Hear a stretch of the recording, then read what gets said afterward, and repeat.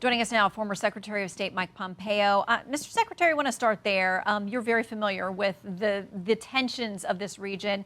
And to this point about these ongoing conversations, Politico said this: interventions by Rahim Safavi, which is a top Iranian official, and other senior Iranian policymakers will be seen by Iran's long-running regional rival, Saudi Arabia, as a threatening signal that Tehran is willing to stir up regional conflict to prevent Riyadh from normalizing ties with Israel as the U.S. wants. Do you think that's what this is about? Well, Shannon, good morning. This is at its core about historic efforts by Iran to wipe Israel off the face of the earth. Make no mistake about it. These were barbaric attacks. They are continuing. Women and children. There's now hostages being held. You know, I was on this very show a few weeks back talking about the fact that when the United States pays $1 billion per hostage, there'll be more hostage taking. Look what happened yesterday. More hostages taken by the Iranian regime's proxy, Hamas, in Gaza. This is a bad set of policies. When I hear Mr. Feiner talk about the fact that that decision to give them $6 billion didn't matter, we can't forget, too, we gave Palestinians $230 million on nearly day one of the Biden administration.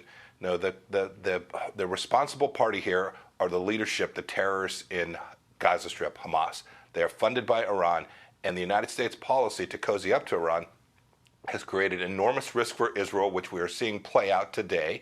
And you should know, too, the Gulf states all are watching what Iran is doing here. They can see this was a moment of clarity for the world. Do not avert your eyes. I hope the world will continue to watch what's taking place here, because this is precisely why we built out a structure which isolated Iran, caused at least 4 countries to normalize relationships with Israel, and why when the Biden administration disrupted that, there's so much risk for the American people as well. Well, and to the broader impact, National Review has this headline: the world is about to change, and likely for the worse, they say. That this presumably scotches years of diplomacy, quietly shepherded by both the Trump and Biden administrations, trying to get Saudi Arabia to officially recognize Israel. Iran's self-interest here is thus transparently obvious.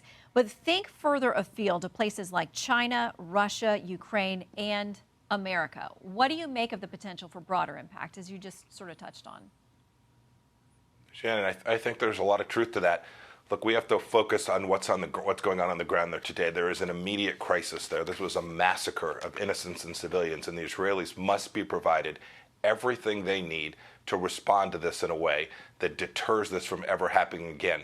That was the mistake. You know, in the opening moments after this attack, the Biden administration's team on the ground in Israel said, gosh, can't we all just get along? They issued a statement demanding that the Israelis essentially fold their tent and allow this massacre to continue. That just was so we indecent. know, that was retracted, just so folks know. But yeah, it was retracted a first response.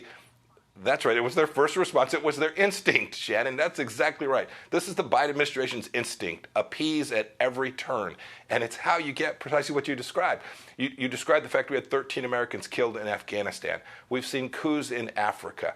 We have a ground war in Europe. We have a Chinese Communist Party that is threatening every one of its land-based neighbors and sea-based neighbors. When America refuses to do the right thing and lead and use American power in ways that deter adversaries, they, like the old Southwest Airlines line, they feel free to move about the cabin, Shannon. And that's bad for the United States of America. We now have a strategic petroleum reserve with just 17 days of oil, amongst the lowest in our American history. We've put America on its back foot. And when you do that, the Iranians will run roughshod over us. And I worry greatly that Hezbollah in Lebanon, the Iranians on the ground in Syria today, will seize this moment to do even more harm to the peace that we had built out in the Middle East over our 4 years in office. Yeah, the exchanges with Hezbollah to the north, very concerning as well. Mr. Secretary, thank you very much. We always appreciate your insights. Thank you, Shannon. Have a great day, man. You too. Hey, Sean Hannity here. Hey, click here to subscribe to Fox News YouTube page and catch our hottest interviews and most compelling analysis. You will not get it anywhere else.